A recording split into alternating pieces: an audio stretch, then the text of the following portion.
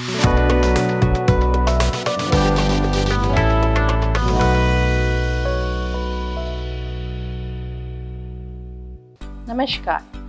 मैं डॉक्टर प्राची सबन Shaw, head of the department of microbiology, Shri Aurobindo medical college and post graduate institute. आज से हम अपने डिपार्टमेंट में इन्फेक्शन प्रिवेंशन कंट्रोल वीक मनाने जा रहे हैं, जो कि 17 अक्टूबर से 22 अक्टूबर तक रहेगा। इसमें हम अपने nursing staff, nursing students, MBBS students, OT technicians, house keeping staff और पब्लिक को अवेयर करेंगे कि हमें इन्फेक्शन को कैसे स्प्रेड होने से प्रिवेंट करना है। इसके लिए हम बहुत सारी एक्टिविटीज़ इस प्रोग्राम में करने जाएंगे, जैसे कि पोस्टर्स और बहुत सारे गेम्स, स्किट, नुक्कड़ नाटक और नर्सिंग स्टाफ के लिए ट्रेनिंग सेशंस, OT टेक्नीशियंस के लिए ट्रेनिंग सेशंस कि किस तरीके से हमको इन्फेक्शन को प्रिवेंट करना है स्प्रेड होने से। इस प्रोग्राम के तहत उन सबको ये बताया जाएगा। आइए इसमें हमें प्रोत्साहित कीजिए। धन्यवाद।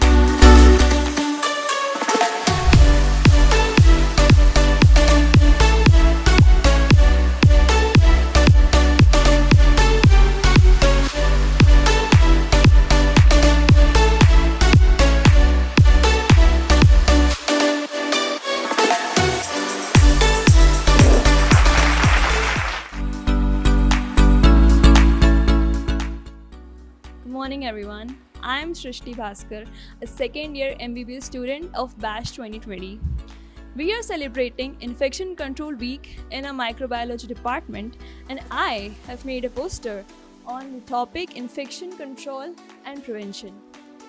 These are a set of practices which we perform to prevent ourselves from the spread of infections via our body, our skin contact, our body fluids and mucous membranes. Our hands, our very own hands, come in handy but are very dangerous. Beware, as they hold in them various pathogens and microorganisms such as influenza virus, rotavirus, norovirus, and many more. To protect ourselves from them, we must clean our hands often, keep our personal items to ourselves, cover our coughs and sneezes, stay at home if you're sick, take your meds, get vaccinated, keep your environment clean. Hand washing is Brahmastra in preventing all kinds of infections. But along with knowing how to wash your hands, you must also know when to wash your hands. Wash your hands before eating, after using the bathroom, after coughing or sneezing. Wash your hands if you're playing with your pets.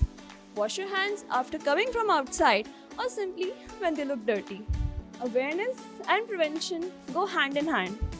So let's spread the word, not the disease. Thank you. Good morning, मेरा नाम मालविका चांदवानी है। मैं second year MBBS 2020 की student हूँ Shri Aurobindo university से। ये मेरा poster है जो कि मैंने बनाया है break the chain of infection topic पर। जैसा कि आप देख सकते हैं, इन्फेक्शन की चेन यहाँ से स्टार्ट होती है। ससेप्टेबल होस्ट कोई भी हो सकता है, बच्चे हो सकते हैं, सीनियर सिटीजन्स हो सकते हैं, इम्यूनो कॉम्प्रोमाइज पेशेंट जिनकी हिस्ट्री है क्रॉनिक डिसीज़ की, या प्रेग्नेंट औरतें, या कोई भी इंसान जिसको एक क्रॉनिक डिसीज़ हो चुका है। बेसिकली कोई भी जिसकी इम्यूनिटी लेवल्स कम है।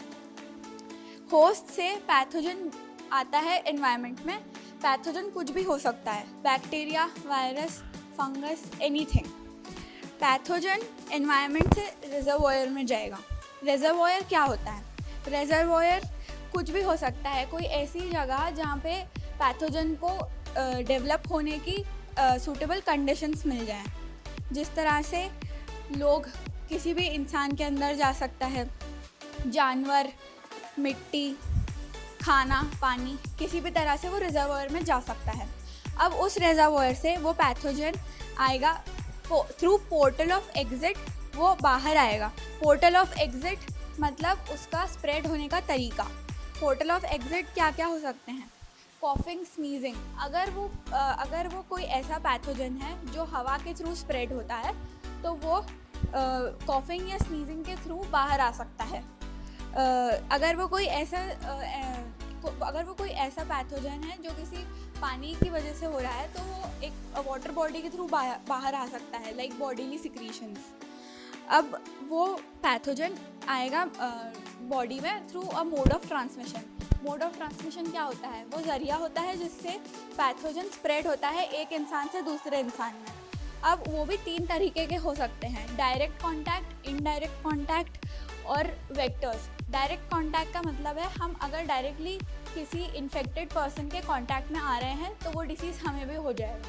इनडायरेक्ट कॉन्टैक्ट का मतलब ये है कि हम डायरेक्टली किसी इन्फेक्टेड इंसान के कॉन्टैक्ट में नहीं आ रहे हैं, पर हम उस चीज़ के कॉन्टैक्ट में आ रहे हैं जो उस इंसान ने यूज़ करी है। फॉर एग्ज़ाम्पल, ग्लास, चम्मच, दरवाजे का हैंडल, लिफ्ट, कार में सीट बेल्ट, पेंसिल्स, बुक्स, कुछ भी हो सकता है। और वेक्टर्स यानी कि उनके डिसीज़ के स्प्रेड होने का मीडियम। वेक्टर्स कुछ भी हो सकता है, मच्छर, मक्खी, कुछ भी हो सकता है। फिर पोर्टल ऑफ एंट्री आता है। पोर्टल ऑफ एंट्री का मतलब ये कि वो पैथोजन हमारे अंदर कैसे एंटर हो रहा है। वो वैसे तो बहुत जगहों से हो सकता है, बट सबसे ज़्यादा 3 कॉमन जगहें होती हैं: आँख, नाक और मुंह। So this is the chain of infection and we can break this chain of infection by taking proper protection and boosting our immunity. Thank you.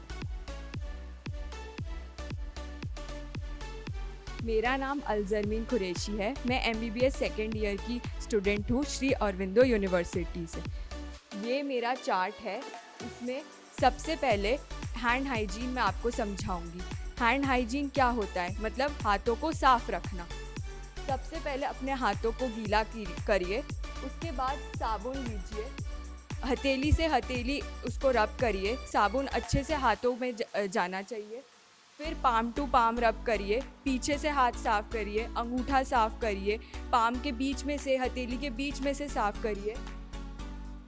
फिर रोटेशनल गोल गोल साफ़ करिए, रोटेशनल मोशन से करिए। उसके बाद साफ़ पानी से हाथ धो के और ड्राई कपड़े से अपने हाथ पोंछिए।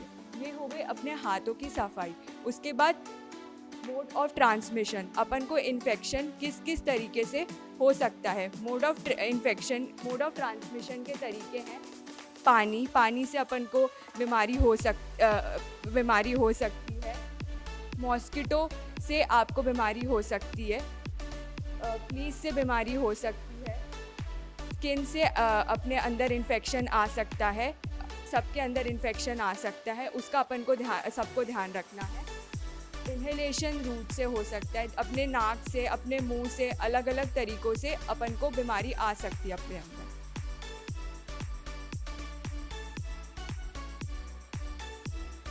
मेरा नाम वासु गुप्ता है। सेकेंड ईयर MBBS बैच 2020 में से हूँ मैं। अभी क्या है कि इन्फेक्शन कंट्रोल वीक चल रहा है, तो इसलिए हम आपके लिए अवेयरनेस लाए कि आपको कैसे इन्फेक्शन ना हो, किस से इन्फेक्शन होता है उसलिए। तो अभी जो मैं समझाने वाला हूँ वो होता है चेन ऑफ इन्फेक्शन। तो जो चेन ऑफ इन्फेक्शन है ये है क्या? एक्चुअली आपने सुना होगा कि जर्म्स होते हैं। जर्म्स कैसे होते हैं? उसमें क्या होता है, बैक्टीरिया, वायरस, फंगाई, पैरासाइट्स, ये सब होते हैं। अब क्या होता है, ये रहते कहाँ पे? जर्म्स तो हो गए, पर अब ये रहते कहाँ पे? तो ये हर जगह रहते हैं। हर जगह कैसे? ये अपन में भी होते हैं, ये सॉइल में होते हैं, ये पानी, हवा, धूल सब में मिलते हैं, खाने में भी होता है। पर अब ये जर्म्स एक दूसरे में आते कैसे हैं? तो जैसे अगर कोई इंसान है वो इन्फेक्ट है तो वो जर्म्स को पास ऑन कैसे करेगा? तो वो जर्म्स को पास ऑन कैसे करता है? जैसे आई ड्रॉप्स जो होती है, या आई में से ब्लड निकलता है, या आपको कहीं पे खरोश आने से जो खून निकलता है तो खून से भी फैल सकता है ये।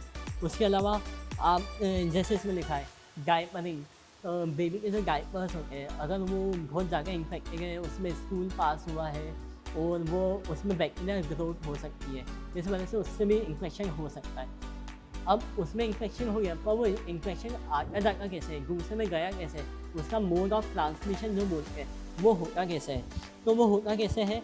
वो होता है कॉन्टैक्ट कैसे हुआ? जैसे आपने हैंड शेक किया, हाथ में कीटाणु आपके, तो वो लग जाएंगे घूसे में। टॉयज़ होते हैं बच्चों के, उससे हो सकता है ये। उसके अलावा इसमें ड्रॉपलेट्स, जैसे आपने आंसू गिरे आपके किसी में, आपने छींका किसी को, तो छींकने में जो एरोसॉल्स होते हैं वो निकल जाते हैं, उससे हो सकता है। फिर ये निकल गए, अब उसमें जाएंगे कैसे? दूसरे पर्सन में। तो दूसरे पर्सन में मुंह से जा सकते हैं, उसके आँखों से जा सकते हैं, या उसके खरोश लगी तो वो इन्फेक्ट हुआ उससे जा सकते हैं, या उसको किसी ने सिरिंज लगाई तो वो सिरिंज इन्फेक्टेड है तो उससे जा सकता है। अब इन्फेक्शन हो किस किसी में सकता है? तो जो बच्चे होते हैं या बुढ़े जो होते हैं, बूढ़े जो होते हैं, मतलब जो जिनकी इम्यूनिटी कम होती है उनमें हो सकता है ये। उसके अलावा ये किसी में भी हो सकता है जिसकी इम्यूनिटी वीक है, या किसी को जो आसानी से इन्फेक्शन हो जाता है उस टाइप के लोग जो जैसे या कोई पुरानी बीमारी जैसे डायबिटीज़ है या हाइपर टेंशन है, तो उसके साथ बहुत सारे अलग अलग कॉम्प्लिकेशन भी होते हैं। HIV होता है, HIV में आपकी इम्यूनिटी कम हो जाती है, जिसकी वजह से आपको वो दूसरे डायरिया भी हो सकता है, कुछ भी हो सकता है। तो ये चेन ऑफ इन्फेक्शन। अब इसको रोकते कैसे? तो रोकने में या तो आप जब आप छींकें तो उस पर हाथ रखने, रुमाल रख सकते हैं, आप अपना रेगुलर हैंड वॉश कर सकते हैं, आप उससे आपको इन्फेक्शन फ्री हो सकता है, आप तो बच सकते हो आप।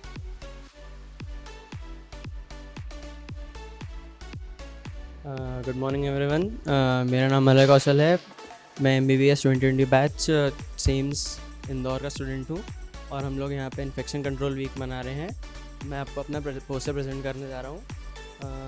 This is the poster where I am showing a humorous presentation of a hospital, जिसमें कुछ चीज़ें प्रेजेंट की गई हैं, जैसे MRSA जो कि मिथिलिसिलिन रेजिस्टेंट स्ट्रेप्टोकोकस स्टेफाइलोकोकस ऑरियस है, स्ट्रेप्टोकोकस है, स्टेफाइलोकोकस है। ये बहुत ही कॉमन इन्फेक्शंस हैं जो हॉस्पिटल में पाए जाते हैं, और ये इन्फेक्शंस ऐसे हैं कि जो आसानी से एंटीबायोटिक से ट्रीट नहीं होते हैं।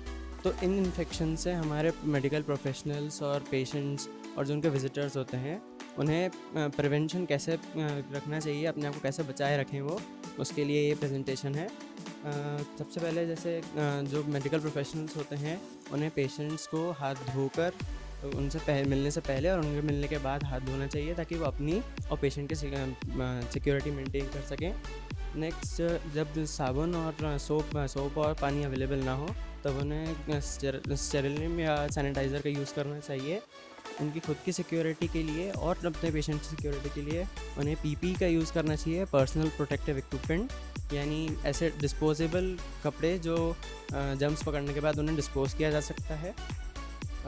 ये सब चीज़ें जो भी हम यूज़ करते हैं हॉस्पिटल में उन्हें एक पर्टिकुलर तरीके से डिस्पोज करना चाहिए, ताकि वो इन्फेक्शन आसपास लोगों को या किसी भी अन्य व्यक्ति को ना फैले। उसके लिए हमारे पास कुछ स्पेसिफिक डस्टबिन्स होते हैं, जैसे रेड कलर का, ग्रीन कलर का, ब्लू और येलो। उनके ऊपर एक बायो हज़ार्ड नाम का साइन बना रहता है, जो कि ये सूचना देता है कि वो जो उसके अंदर कचरा है वो इन्फेक्शियस है और उससे संक्रमण हो सकता है। रेड कलर का जो डब्बा होता है वो जनरली प्लास्टिक इंजेक्शंस, कैथेटर्स के लिए होता है। ग्रीन वाला जो नॉर्मल हॉस्पिटल का कचरा होता है उसके लिए होता है। ब्लू वाले में हम कांच की चीज़ें जैसे वायल्स, एम्प्यूल्स वगैरह जो यूज़ किए हुए होते हैं वो फेंकते हैं। और जो येलो वाला होता है उसमें यूज़ टिश्यूज़ जो इंसान के होते हैं, कॉटन्स, बैंडेजेस, वो यूज़ सब डाले जाते हैं और उन्हें सेफ डिस्पोज किया जाता है, ताकि वो कोई इन्फेक्शन कॉज ना करें। अगला जो जनरल पब्लिक होती है हमारी, उसके लिए कुछ रूल्स या सेफ्टी प्रिकॉशंस हैं, जैसे हमें 20 सेकंड तक साबुन और पानी से हाथ धोना चाहिए, ताकि जो कीटाणु हैं वो आपस में हाथ मिलाने से या किसी और मिलने से या किसी वस्तु हाथ लगाने से ना फैलें। अगला है जहाँ भीड़ भाड़ हमें नहीं करनी चाहिए, जैसे कि हमने कोविड के महामारी में सीखा है कि हमें एक सेफ़ डिस्टेंस यानी 2 मीटर का डिस्टेंस बना के रखना चाहिए। हमें मास्क का यूज़ करना चाहिए जब हम बीमार हों या आसपास हम हॉस्पिटल के प्रेमाइसेस में घूम रहे हों, और जब हम बीमार हों तो हमें घर पर रहना चाहिए।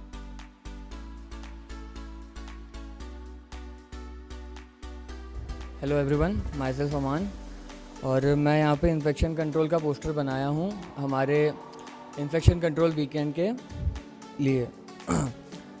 कुछ प्रिकॉशंस जो हमें कोविड सिखा के गया है वो है हमें मास्क पहनना चाहिए रोज़ नहीं, मतलब जैसे कि अगर अपन किसी ट्यूबरकुलोसिस वाले वार्ड में जाते हैं तो वहाँ पे इन्फेक्शन के खतरे थोड़े ज़्यादा हैं, तो वहाँ पे हमें मास्क पहनना चाहिए। We should always avoid direct contact with live animals. तो जो कॉन्टैक्ट वो जो एनिमल्स होते हैं वो इन्फेक्शन कॉज कर सकते हैं, तो हमें उनसे थोड़ा डिस्टेंस बना के रखना चाहिए। We should not consume raw meat and eggs. Direct contact नहीं होना चाहिए अपन का सस्पेक्टेड पेशेंट से। फॉर एग्जांपल ट्यूबरक्लोसिस पेशेंट, जो इन्फेक्शन होता है वो ड्रॉपलेट से स्प्रेड होता है। तो ट्यूबरक्लोसिस और for example if we consume raw meat and eggs तो उसमें इन्फेक्शंस होने के चांसेस हैं, जैसे कि लिस्टेरिया हुआ, सैल्मोनेला हुआ। और अगर कोई भी इन्फेक्शन आपको क्या कहते हैं कि लग रहा है कि आपको हो सकता है, तो आपको अपने डॉक्टर को दिखाना चाहिए। और छोटी छोटी चीज़ें जैसे कि टिश्यू वगैरह इस्तेमाल करना, हाथ धोते रहना, हाथ अच्छे से धोना, ये सब चीज़ें अपन को आना चाहिए। Thank you. So, good morning to one and all. Today, I, Ashi Agrawal, MBBS second year student, is here to present my poster on infection prevention and control.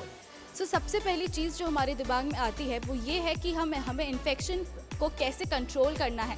तो सबसे छोटी चीज़ जिससे हमें किसी भी इन्फेक्शन को रोका जा सकता है वो है कि हमें हमेशा एक अच्छी हैंड हाइजीन फॉलो करनी चाहिए।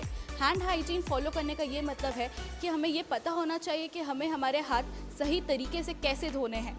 तो यहाँ पर सबसे पहले मैंने ये बताया है कि हमें हाथ कैसे धोने चाहिए। जैसे first we have to wet our hands, then we have to add soap, rub hands and palms to palm, rub back of the hands and the fingers interlaced, palm to palm fingers interlaced, back of the fingers against the opposite palm, rotational rubbing of thumb in the palm, rotational rubbing fingers in the palm, rub palm over the wrist, rinse hand and dry hands.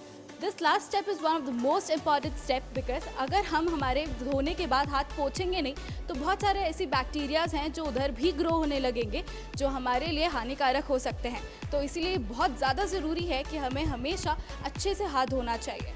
लेकिन अब ये सवाल उठता है कि हमें हाथ धोना ही क्यों चाहिए। तो जैसे आप यहाँ पे देख सकते हैं हमारी रोज़मर्रा की ज़िंदगी में रोज़ हम ऐसी चीज़ों के संपर्क में आते हैं। Like we come in the contact of lot of many surfaces which have different type of bacterias, viruses and we just don't know how they are affecting our body. That's why we have to clean our hands. जैसे कि हमने door knob, cell phones, money, seat belt, pencils, bathroom door, हम इतनी सारी चीज़ों को हाथ लगाते हैं तो हमें हमेशा इन्हें हाथ लगाने के बाद हमारे हाथ अच्छे से धोने चाहिए। दूसरी चीज़ जो मैंने अपने पोस्टर में बताई है वो है कोविड-19, एक ऐसा इन्फेक्शन जिससे हम सब ही पिछले 2 साल से लड़ रहे हैं। हम सब जानते हैं कि इसकी वजह से हमें कितनी तकलीफ हुई है। तो it is very important to know how to break the chain of this infection. So the कोविड-19, the most important thing to prevent this infection was to maintain a safe distance. We have to wear a mask, we have to clean our hands and the most important thing, we have to get vaccinated. कोई भी infection हो, कैसा भी infection हो, हमें इस चीज़ का पूरा ध्यान रखना चाहिए कि हमें हर एक उसका वैक्सीनेशन करवाना चाहिए बिकॉज यही एक तरीका है जिससे हम हमारे इन्फेक्शन को रोक सकते हैं। अब सबसे इम्पॉर्टेंट चीज़ ये आती है कि ये इन्फेक्शन हमारी बॉडी में जाता कैसे है। इन्फेक्शन आने के बहुत सारे तरीके होते हैं, बहुत सारे रूट्स होते हैं, उसका पूरा चेन होता है। तो it's very important to break that chain of an infection. जब तक हम वो चेन नहीं रोकेंगे तब तक हम किसी भी इन्फेक्शन को प्रिवेंट नहीं कर सकते, कंट्रोल नहीं कर सकते। Thank you. Hello and very good afternoon. My name is Abhishek Goswami. I'm currently pursuing my MBBS second year from Sri Aurobindo Medical College and Postgraduate Institute, Indore. In my college, the Department of Microbiology is organizing the Infection Control Prevention Week. In that, they had organized various very decent competitions like Rangoli making competition, skit competition, and one of which is the poster making competition. So today I am going to present the posters on infection control. Before I started and I tell you how to control infection, I want to tell you why to control infection. मतलब कि हम पहले ये जानें कि हमें infection control कैसे करना है, उससे पहले मैं आपको बताना चाहता हूँ कि हमें इन्फेक्शन कंट्रोल करना क्यों है। ये आप बहुत आसान है, आप जानते हैं कि इन्फेक्शन कंट्रोल रहेंगे, हम बीमार नहीं पड़ेंगे, हमारी हेल्थ अच्छी रहेगी, फिजिक अच्छी रहेगी, हम मेंटली वेल रहेंगे, अच्छा परफॉर्म कर पाएंगे। तो इन्फेक्शन केवल हमारी हेल्थ और फिजिक तक ही नहीं है, कई इन्फेक्शन इतने डेडली होते हैं जैसे कि एड्स हो गया, हेपेटाइटिस हो गया, ये डेथ कराने वाले इन्फेक्शन होते हैं। तो इतने डेडली इन्फेक्शन होते हैं तो इसका मतलब कि इन्फेक्शन जब इतने डेडली हो सकते हैं तो हमें उनसे प्रिवेंशन करना पड़ेगा, इसलिए हम इन्फेक्शन को प्रिवेंट करते हैं। तो मैं आपको स्टार्ट करता हूँ, बताता हूँ कि इन्फेक्शन को प्रिवेंट करना कैसे है। So I had make this poster on infection control and I had tried my best to cover all the aspects of infection control. मतलब मैंने ये पोस्टर बनाया है और पूरी कोशिश करी है कि जो उसके इंपॉर्टेंट पॉइंट्स हैं, इंपॉर्टेंट टिप्स हैं, इंपॉर्टेंट रूल्स हैं, वो आपको मैं बता पाऊँ इससे, ताकि आप इन्फेक्शन कंट्रोल करना सीख पाएँ और समझ पाएँ। तो सबसे पहले मैं स्टार्ट करता हूँ और सबसे पहले ये बोल के स्टार्ट करना चाहता हूँ कि prevention is better than cure. That's why this whole program infection control week is celebrating here. So we are going to start with the central portion. The centre I had posted a chart जिसमें कि break the chain rule बताया गया है। अब ये break the chain rule है क्या? Actually में इन्फेक्शन, कोई भी इन्फेक्शन हो वो चेन से ही फैलता है। जैसे कि आप एग्जांपल ले सकते हैं कि आपका कोई फ्रेंड है, उसको सर्दी हुई है, तो वो सर्दी हुई, आप उसके साथ खेल के आए हैं, हैंडशेक करके आए हैं, तो वो वायरस आप में आ जाता है। अब अगर आप बहुत ज़्यादा इम्यून कॉम्पिटेंट, आपकी इम्यून सिस्टम बहुत अच्छा है, तो चलिए मान के चलिए आपको कुछ नहीं होता है, लेकिन आपके फैमिली में आपके ग्रैंडफादर हैं, वो आपके कांटेक्ट में आते हैं, तो वो उससे इन्फेक्ट हो जाएंगे। तो ऐसे करके ये एक पूरी चेन बन जाती है जिससे इन्फेक्शन स्प्रेड होता है। तो हमें उस चेन को ब्रेक करना है। तो we have to prevent the infection by breaking the chain and we can even save a life. It is very harsh truth कि हम लाइफ थ्रेटनिंग इन्फेक्शंस भी हैं और हम बचा सकते हैं, जैसे कि मैं आपको बता चुका हूँ, एड्स एंड हेपेटाइटिस। सो हम किन किन तरीके से इस चेन को ब्रेक कर सकते हैं, जैसे कि यहाँ लिखा है इन्फेक्शियस एजेंट्स। इन्फेक्शियस एजेंट्स कहाँ कहाँ हो सकते हैं? आप हॉस्पिटल अगर विजिट पे जाते हैं, वहाँ आपको इन्फेक्शन एजेंट्स मिल सकते हैं, तो आप वहाँ अपने आप को उनसे बचा सकते हैं। मास्क यूज़ कर सकते हैं, आप अपने हैंड सैनिटाइज कर सकते हैं प्रॉपर टाइम पे। Second one is the sources, जो इन्फेक्शन के सोर्स हैं, जैसे कि अगर आप डॉक्टर हैं, अगर आप हेल्थ केयर वर्कर हैं, तो आप स्टेथो यूज़ करते हैं, बीपी मशीन यूज़ करते हैं, तो उसमें आप डिफरेंट पेशेंट पे यूज़ करते हैं। अब वहाँ आपको ध्यान क्या रखना होता है कि आपने एक पेशेंट पे एक इंस्ट्रूमेंट जो यूज़ किया, जैसे आपने स्टेथो यूज़ किया, तो आप दोबारा जब किसी पेशेंट पे यूज़ कर रहे हैं, you should have to clean, आपको उसको साफ़ करना पड़ेगा, वरना आप केवल एक पेशेंट से दूसरे पेशेंट पे इन्फेक्शन बांट रहे हैं। और फिर हम देखें मीन ऑफ एग्जिट। तो मीन ऑफ एग्जिट से क्या होता है? जैसे कि मान के चलिए मुझे ही सर्दी है, आप मुझसे बात कर रहे हैं, तो अगर मैं छींक रहा हूँ और मैं अपने नोज़ को, थ्रोट को, मुंह को कवर नहीं कर रहा हूँ, तो मैं क्या कर रहा हूँ? मैं आपको इन्फेक्ट कर रहा हूँ। तो मुझे इसमें करना कि इसमें मेरी रिस्पॉन्सिबिलिटी और आपकी रिस्पॉन्सिबिलिटी ये है कि मैं अपने नाक और मुंह को, और आप मुझसे बात करते समय अपने नाक और मुंह को कवर करने की कोशिश कर सकते हैं। इस तरीके से जो means of exit of infection है, हम उसको बचा सकते हैं। और ये हमने कोविड में बहुत अच्छी तरीके से देख लिया है कि मास्क का क्या यूज़ है और मीन्स ऑफ एग्जिट के कितने खतरनाक चीज़ें हो सकती हैं।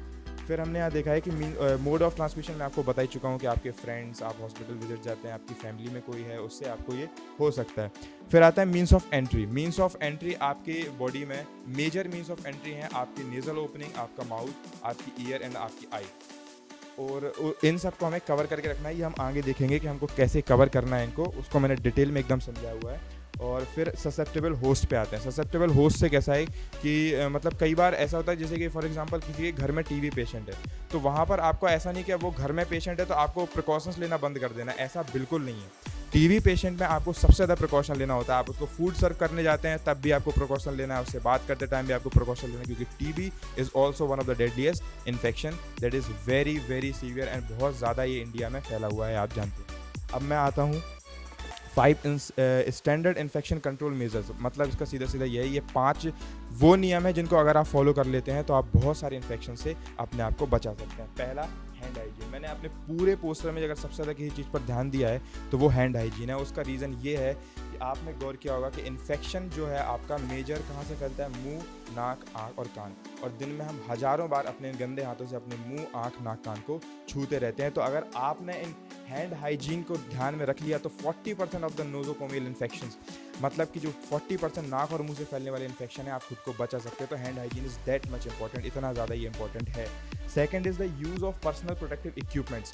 Use of personal protective equipments का मतलब क्या है कि आप हॉस्पिटल जाते हैं, आप अपने कॉलेज जाते हैं, हैं, वहाँ पे आप वार्ड विजिट करते हैं, आप अपने घर में हैं, दोस्त कोई इन्फेक्टेड रिलेटिव्स को देखने जाते हैं, तो वहाँ आपको प्रॉपर अपना प्रिकॉशन लेना है, आपको ग्लव्स पहनने हैं, आपको मास्क पहनना है, आपको हेयर स्कर्फ पहनना है, मतलब जितना आप प्रिवेंट कर पाएंगे आप उतना आपको सेफ कर सकते हैं। अब द मोस्ट इंपॉर्टेंट थिंग यहाँ पे क्या लिखा है, पर्सनल, क्योंकि मैंने कई बार ऐसा देखा है, कई बार हमारे यहाँ पे कोविड के टाइम पे मास्क जो है कंपलसरी था, तो कई लोग मास्क लाना भूल जाते थे, तो वो अपने फ्रेंड से मास्क लेते थे, उसका मास्क लगा के प्रैक्टिकल देने चले जाते थे। आप बताइए क्या है, मतलब उस जितनी उसके अंदर नोज़ोकोमियल इन्फेक्शन थे आपके दोस्त के अंदर, वो आपने फ्री ऑफ कॉस्ट और बड़े ईजिली ले लिए। ये बिल्कुल नहीं करना है। ये आप जितने भी इक्विपमेंट्स यूज़ करने वाले हैं ये आपके खुद के होने चाहिए, पर्सनल होने चाहिए, और ये जो डिस्पोजेबल हैं तो हर बार आपको न्यू यूज़ करना है। Third one is the respiratory hygiene and the cough hygiene. ये अब बताने की ज़रूरत ही नहीं है। रेस्पिरेटरी हाइजीन में आपको जो मुंह और श्वास के द्वारा जो इन्फेक्शन फैलते हैं उनका ध्यान रखना है। अब वो ध्यान आप कैसे रखते हैं, आपने कोविड में भली भांति देख लिया है कि मुंह और नाक से फैलने वाले इन्फेक्शन से आप हम कैसे अपने आप को बचा सकते हैं, मुंह को और नाक को कवर करके, वो भी मास्क के द्वारा। चौथा आता है साफ safety engineering and work practice. ये सेफ इंजेक्शन प्रैक्टिस ये मेनली हेल्थ केयर वर्कर्स के लिए है, कुछ हमारे लिए भी है। मतलब कि जैसे आप इंजेक्शन यूज़ करते हैं, तो बेस्ट एग्जांपल इज़ दैट कि आप एक हेल्थ केयर वर्कर हैं, तो आप कोई इंजेक्शन यूज़ कर रहे हैं, तो आपको एक इंजेक्शन एक पेशेंट पे यूज़ करने के बाद उसको डिस्कार्ड करना है, आप उस इंजेक्शन को दोबारा यूज़ नहीं कर सकते हैं। सेम आप देखिए, हम ये केवल हेल्थ केयर वर्कर्स के लिए नहीं है, हम हमारे आपने देखा होगा किसी के फैमिली में कोई डायबिटिक होता है तो उसको इंसुलिन इंजेक्शन यूज़ करने होते हैं, तो उसमें भी आप सेम इंजेक्शन बार बार यूज़ नहीं करिए, आप हर डोज के लिए अलग इंजेक्शन यूज़ कीजिए, क्योंकि आप एक बार इंजेक्शन अपने आप को लगाएंगे, उसके बाद आपका जो है वो कंटेमिनेटेड होने वाला है, तो आप उसको डिस्कार्ड करिए। Every time use the new injection. तो then the last one, fifth is the sterile instrument and device and clean and disinfect environment। तो ये तो मतलब बहुत कॉमन है कि हमें अपने आसपास अपने इन्वायरमेंट को अगर हम क्लीन रखेंगे तो भी हम बहुत सारे इन्फेक्शन से खुद को बचा सकते हैं। हमें है जैसे कि keep your mask on your face, मतलब मास्क लगाना है तो ऐसा नहीं कि मास्क यहाँ लगा हुआ है या यहाँ लगा हुआ है, मास्क आपका प्रॉपर फेस पे होना चाहिए और मास्क आपका नाक और मुंह दोनों को कवर करना चाहिए। अदरवाइज अगर आपका मुंह बंद है, नाक खुली है, नाक बंद है, मुंह खुला है, तो फिर मास्क लगाने का कोई फ़ायदा ऐसे नहीं है। And third one is the use of sanitiser. Whenever you feel कि आपके हाथ गंदे हो गए हैं, आपने कुछ गंदा टच कर लिया है, आपने स्नीज़ कर लिया है, कफिंग कर लिया है, तो आपको अपना हाथ सैनिटाइज करना है। ईट योर ओन फूड, ये आपने अभी कोविड में देख ही लिया, जब इन्फेक्शन या मास स्प्रेड इन्फेक्शन फैला हुआ होता है तब हमें अपने खाना अपनी चीज़ों का इस्तेमाल ज़्यादा से ज़्यादा करना होता है। And keep hands off your face, again hand आ गए, मतलब हाथ बार बार इसलिए आ रहा है क्योंकि हैंड हाइजीन अगर आपने रख लिया तो 40% ऑफ द नोज़ोकोमियल इन्फेक्शन से आप खुद को बचा सकते हैं, क्योंकि जो मेजर एंट्रेंस पोर्टल है आपका मुंह, नेज़ल ओपनिंग, आई, ईयर, ये सारे हैं जिनसे इन्फेक्शन अंदर जाता है और आप दिन में हज़ारों बार अपने हाथ से इन पोर्टल्स को टच करते हैं। तो अगर आप अपना हाथ साफ रखते हैं तो आप बहुत सारे इन्फेक्शन को खुद को इन्फेक्शन से बचा सकते हैं। And the last one is the stay home when you aren't feel well. अब लोग कहते हैं कि जब आपको अच्छा नहीं लग रहा है तो बाहर घूमिए, फ्रेश फील होगा, लेकिन ऐसा नहीं करना है। जब आपको लग रहा है कि आप बीमार हैं, इन्फेक्शियस डिसीज से सफ़र कर रहे हैं, तो आपको घर में क्यों रहना है। आप घर में रहकर अपने आसपास के लोगों को, अपने नियर एंड डियर वंस को इन्फेक्शन स्प्रेड करने से बचा सकते हैं। दैट्स वाई अगर आपको लगता है कि आप किसी डिसीज़ से सफ़र कर रहे हैं, किसी इन्फेक्शियस डिसीज़ से सफ़र कर रहे हैं, तो आप घर पे रहिए। तो इन द एंड मैं यही कहना चाहता हूँ कि prevention is better than cure. Thank you.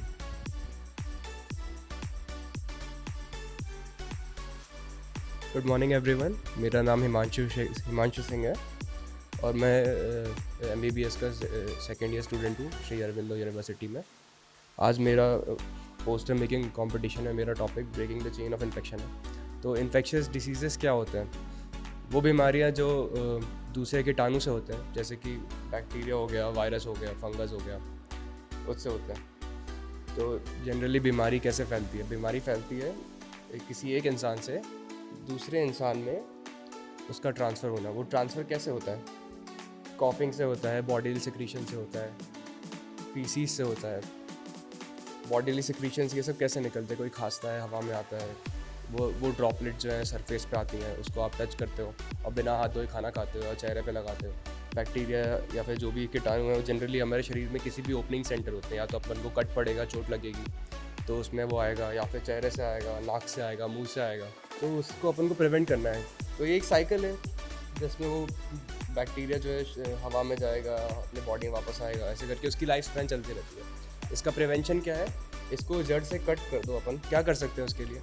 Upon prevention के लिए अपन प्रिकॉशंस ले सकते हैं। प्रिकॉशंस कैसे लेंगे अपन? मास्क यूज़ करेंगे किसी और को फैलते समय, हाथ धोएंगे खाना खाते समय। ये सब चीज़ें ज़रूरी रहती हैं ताकि आप बीमारी से बच सकें। Thank you.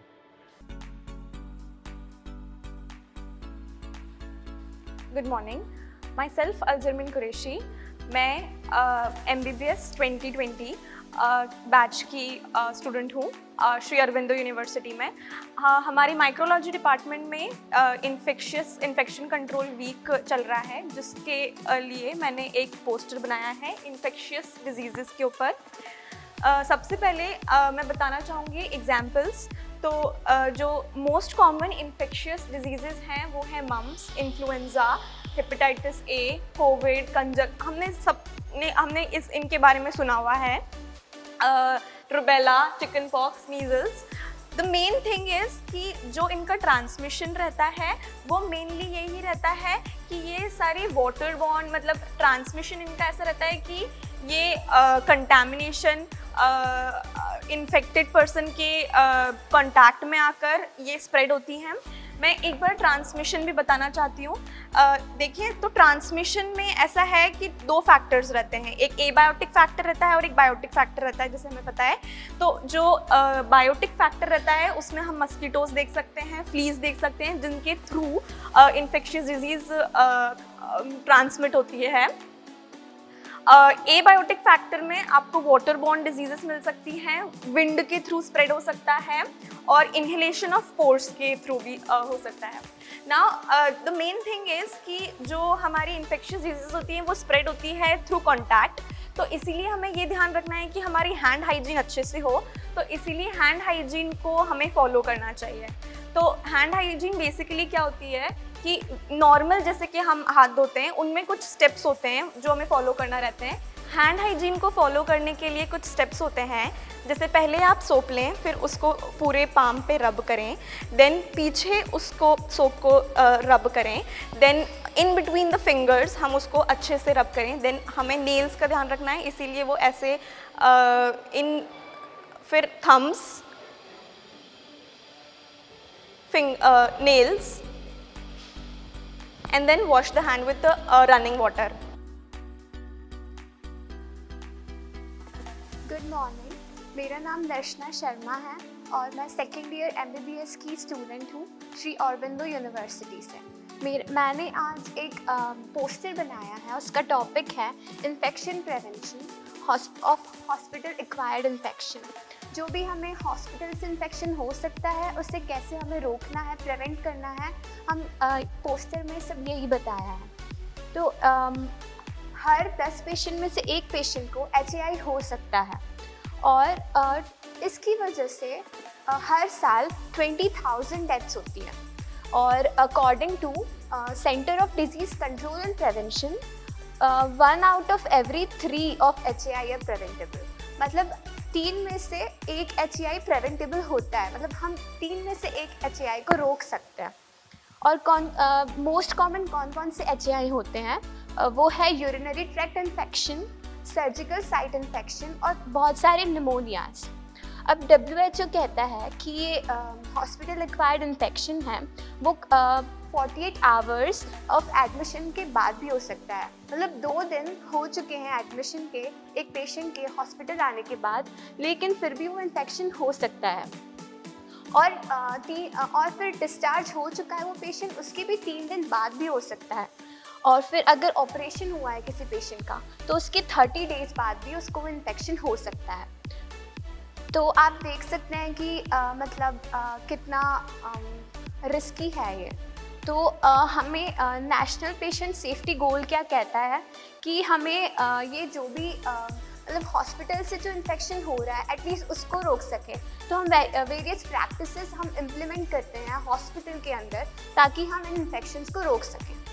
अब पॉपुलेशन कौन सी रिस्क पर हैं, तो बहुत जो छोटे बच्चे हैं या फिर बूढ़े जिनकी इम्यूनिटी इतनी डेवलप नहीं हुई है उनको ये इन्फेक्शन हो सकता है। और फिर वो लोग जो जिनकी न्यूट्रिशन कम होता है और फिर वो लोग जिनकी इम्यूनिटी ही वीक है शुरू से। और फिर ऐसे भी लोग हो सकते हैं जिनको बार बार इन्फेक्शन हो जाए, लेकिन उनकी इम्यूनिटी भी काफ़ी अच्छी है, लेकिन बार बार इन्फेक्शन होने के कारण भी HAI हो सकता है। अब फैक्टर्स क्या हैं जो कि इन्फेक्शन रिस्क को बढ़ाते हैं? वो है इनएप्रोप्रिएट यूज़ ऑफ एंटीबायोटिक्स, मतलब कभी भी कोई सी भी एंटीबायोटिक आपने खा ली अपने मन से, हमेशा इसलिए डॉक्टर से पूछ के ही खाना चाहिए। और फिर हम अगर इनसफिशिएंट हैंड हाइजीन प्रैक्टिस करें, जैसे कि यहाँ पे है, हैंड हाइजीन की पूरी एक अपनी स्टेप्स होती हैं, उसको फॉलो करें और मेडिकल थेरेपीज़ लें। और पुअर न्यूट्रिशनल स्टेटस अगर किसी का होता है तो उसका ज़्यादा रिस्क होता है इन्फेक्शन होने का। अब ये वाला इन्फेक्शन हम प्रिवेंट कैसे कर सकते हैं? तो हम हैंड हाइजीन की सारी स्टेप्स फॉलो करें और फिर सारी जो हॉस्पिटल में कितनी इन्फेक्टिव चीज़ें होती हैं उसको हम डिसइंफेक्ट करें और फिर उससे हम क्लीन रखें। और फिर वेस्ट मैनेजमेंट हम सीखें। हॉस्पिटल में बहुत सारे डस्टबिन्स होते हैं अलग अलग कलर के, उसमें हम स्पेसिफिक चीज़ें ही डालते हैं, तो वो भी सीखें। और फिर हम हर चीज़ को स्टेरिलाइज करें। और फिर पर्सनल प्रोटेक्टिव इक्विपमेंट, मतलब आपने कोरोना में PPE सुना ही होगा, तो PPE किट भी पहन के रखें। और फिर इम्यूनाइजेशन कराना बहुत ज़रूरी होता है। तो इम्यूनिटी अगर आपकी डेवलप्ड है तो आप इन्फेक्शन को रोक सकते हैं। अब जो न्यूट्रिशन होता है वो बहुत ही ज़्यादा इम्पॉर्टेंट होता है हमारे इन्फेक्शन प्रिवेंशन को लेके। क्यों? क्योंकि जो माल न्यूट्रिशन होता है वो एक विशियस साइकिल फॉलो करता है इन्फेक्शन के साथ। तो हमें सबको पता है कि prevention is better than cure. और फिर हम अगर यही चेन अगर हम ब्रेक कर सकें तो बहुत अच्छी बात है। ओके।